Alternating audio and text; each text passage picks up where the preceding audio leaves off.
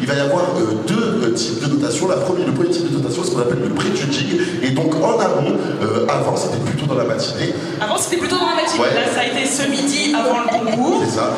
Ils se sont permis de faire passer chacun des cosplayers, chacun des passages. Donc vous allez voir sur scène des solos, des duos, des trios. Et ils se sont permis de passer devant le jury qui a pu voir leur costume sur toutes les coutures afin de se faire une idée du costume. Ouais.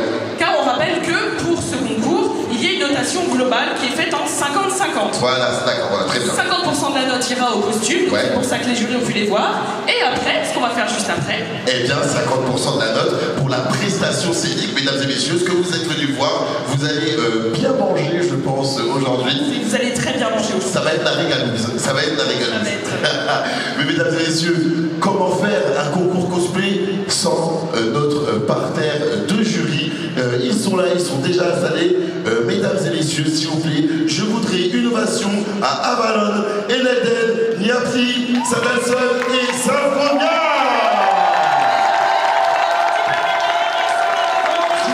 Si tu me dis un petit mot par rapport au jury, fais-moi plaisir. Alors, nos 5 jurys auront la lourde tâche de décider donc, qui représentera la France l'année prochaine. La France.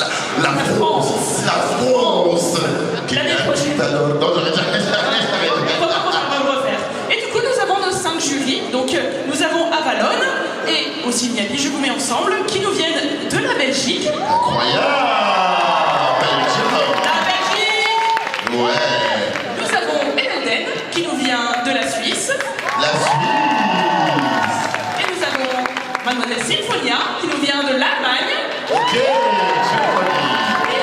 pour la fin, nous avons Sabalson, qui nous vient de la France. Eh oui. La France, la belle, celle qu'on aime. Et nous avons du coup un jury assez varié, donc certains qui ont déjà été représentants finalistes à l'ECG et qui, grâce à toute leur expertise conjuguée, que ce soit en costume, en craft, en prestation, seront à même de sélectionner les futurs participants à la finale de 2027. Et oui, c'est une lourde tâche qui leur incombe, mesdames et messieurs. Il va falloir pour eux se décider. Mais bon, après d'abord ce concours cosplay, puisqu'on vous parlait justement de la prestation scénique. Avant de commencer, mesdames et messieurs, bien sûr, je voudrais qu'on fasse une ovation aux partenaires de cette sélection française, ceux qui ont participé de près ou de loin, dans l'ombre ou dans la lumière. Je voudrais, s'il vous plaît, qu'on applaudisse bien fort Epic et Japan Expo, s'il vous plaît, mesdames et messieurs.